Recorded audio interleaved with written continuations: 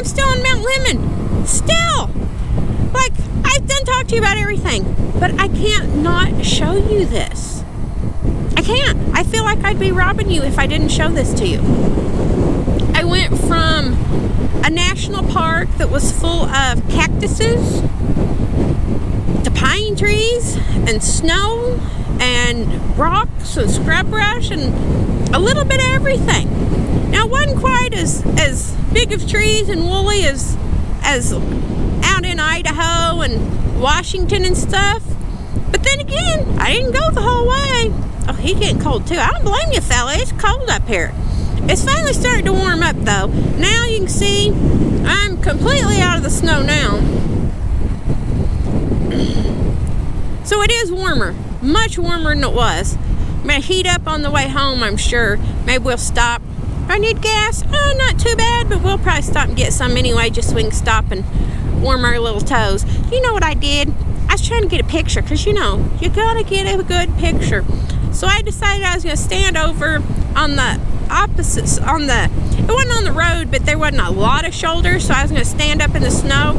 I took a step in the snow and it went up over my boot. I don't know how tall the snow was, like 3 feet tall, and I'm like, yeah, that was brilliant. So now I got a cold foot. But hey, it happens, right? It happens. The price of a picture. At least all I got out of it's a cold foot, right? Ooh, we're speeding up and getting warmer.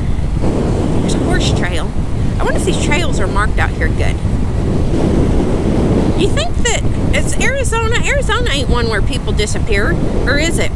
Y'all ever follow that state or national park thing? What is it called? Where like there's a crazy number of people that disappear in national parks and like literally never ever get found. And the worst part about it is that the National Park Services handle the investigations and the recording and reporting and everything else to do with the disappearances. So, and they won't release them, and they don't do it correctly, so it's like it has sparked a lot of conspiracies like Bigfoots or interdimensional time travel and all sorts of stuff. Because like, where was it? On the PCT Pacific? No, what's the other one? The Appalachian Trail, that's it.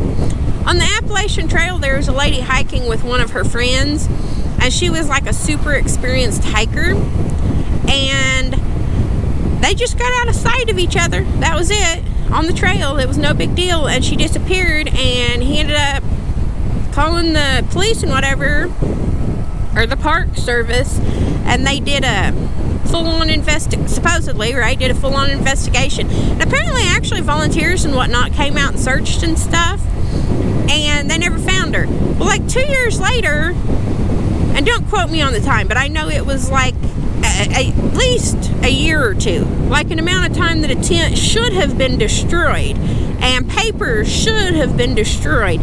Because, I mean, it's the mountains. There's snow, there's bears, there's rain and wind and everything, right? I mean, a tent, even a good tent that you might buy to go do that, you just can't leave it up for a year straight in all sorts of weather. Limbs are going to fall on it and whatever, right?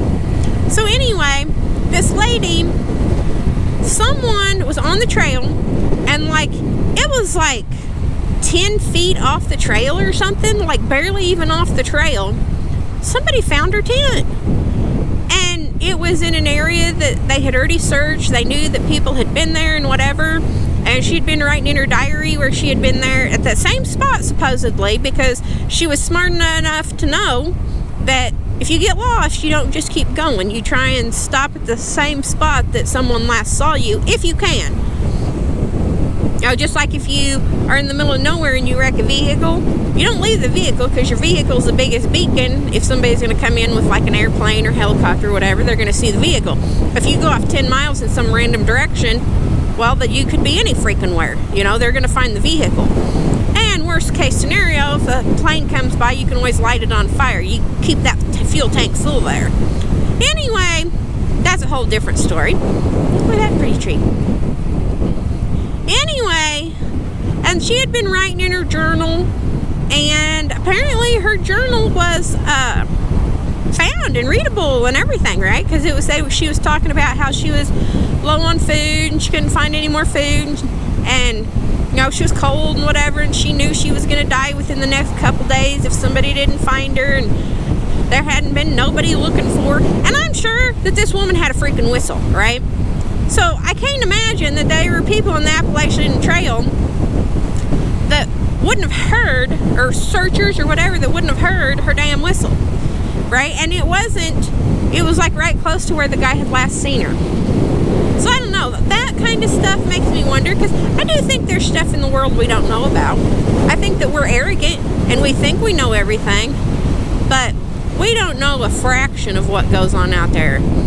I mean, think about this. Bats can use sonar.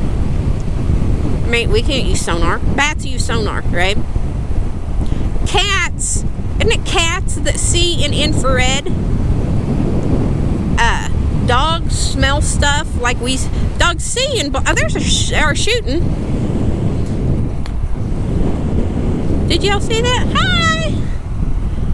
Bats, or what was I saying? Oh, dogs smell. They see in black and white, but they smell like, damn near, I would think, like we see color, like it tells them a story and whatever. Little Dog is always obsessed with Grace's pee, and he says that if a dog sniffs another dog's pee, he can tell that dog's story. And I mean, I guess they can, because they got sniffers that are, I don't know, like hundreds of thousands of times better than ours, right?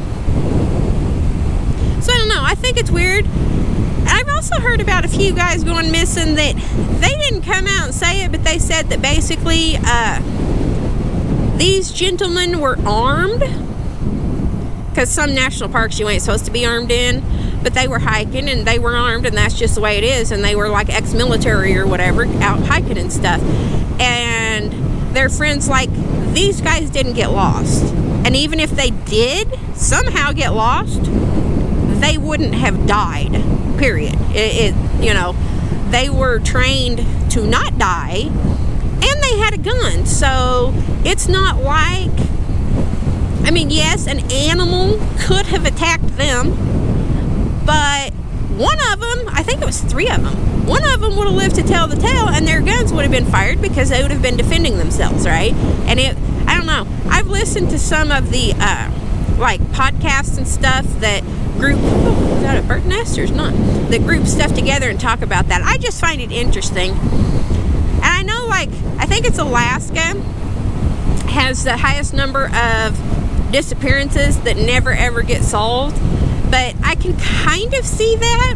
Now, maybe not in the city as much, but I know, like, people go out ice fishing and everything else, and if you fall through the water and the ice or whatever, there's so much water and it take you under the current and you just disappear. Or if you are out by yourself and a bear or something does sneak up on you, I think there'd be safety in numbers for that. Yeah, I mean, I can kind of see if you're the only person around for a couple 100 miles, there would be more risk. But I mean, national parks, these disappearances that are happening are like, you're in a group of people and someone like that, oh, he just barely got out of sight on the other side of that rock. It ain't a big deal because I'm going to turn this corner and we'll be back together.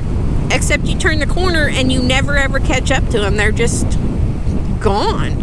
And if you would have got attacked by something, you'd have heard them screaming or carrying on or whatever. And I don't know, I think the whole thing's working. Oh, we're back at the cactuses. I've been babbling forever. I guess I should shut you guys off and restart another one or something. The cactuses.